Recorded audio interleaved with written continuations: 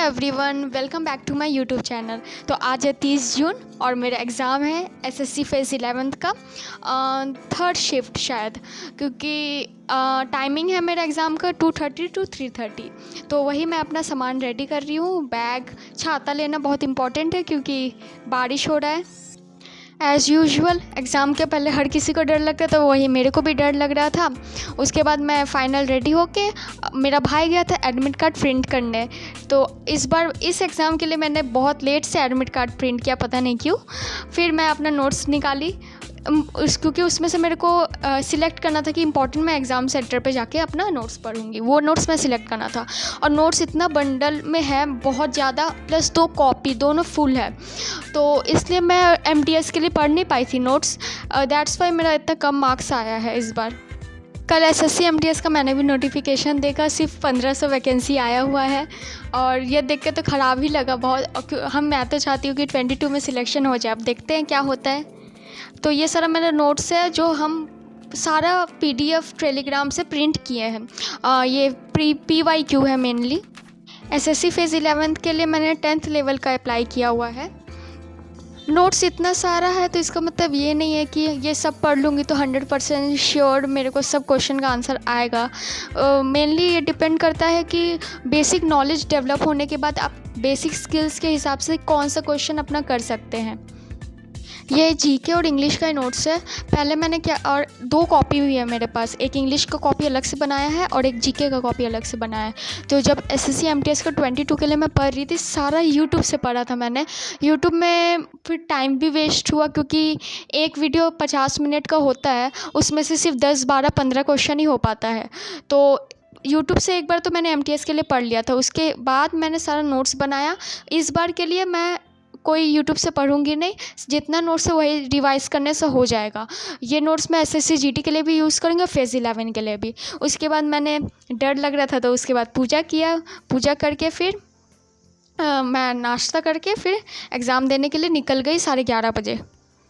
शुभम भैया ने भी cut off wise rank PDF में भेजा है टेलीग्राम में, तो उस हिसाब से मेरा 539 रैंक आ रहा है। अब पता नहीं, अब उसमें 1400-1500 ही का हुआ है, तो देखते हैं कि क्या होता है मेन फाइनल रिज़ल्ट में। उसके बाद बस में बैठ के मैं प्रिंसा घाट होते हुए सियालदह स्टेशन के लिए निकल गई और आज मेरे साथ मेरी बहन भी जा रही थी। मेन एग्ज़ाम सेंटर में पढ़ने के लिए मैंने तीन टॉपिक लिया है अपने साथ स्टेपल्ड। एक है पॉलिटी, क्योंकि उसमें आर्टिकल्स आते हैं, एक डांस और एक फेस्टिवल्स। यही 3 मैंने लिया है। अब देखते हैं कि मेरे को टाइम मिलता है कि नहीं पढ़ने के लिए। ट्रैफिक की वजह से मैं इतना लेट हो गई कि 11:30 में निकली थी और 12:55 में सियालदह स्टेशन पहुंची और 12:55 में ही मेट्रो था। तो मैं जल्दी जल्दी जा रही थी कि 12:55 वाला मेट्रो मेरे को मिल जाए, क्योंकि लास्ट मेरा एंट्री था 2 बजे तक टीसीएस में।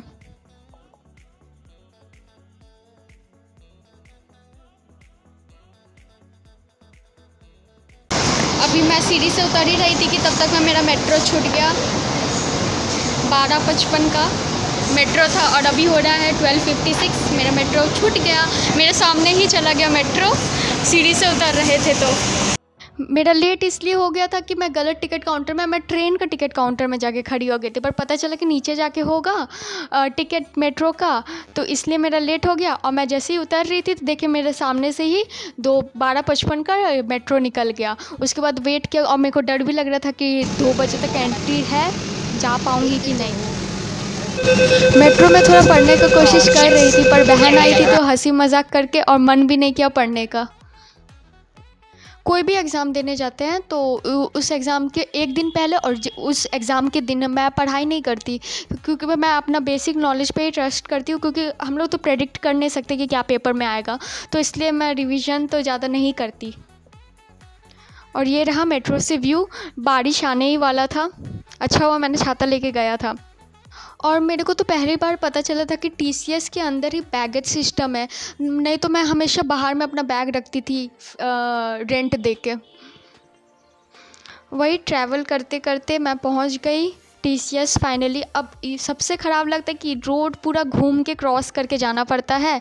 उसके बाद फिर बहुत लंबा ही ट्रैवल करना पड़ता है। उसके बाद पहुंचा मैंने टीसीएस, देखा सब कोई अंदर जा चुके थे और मैं पहुंची थी 1:50 में और 10 मिनट बाकी था। अनाउंसमेंट भी हो रहा था कि लास्ट 10 मिनट्स है अंदर जाने के लिए।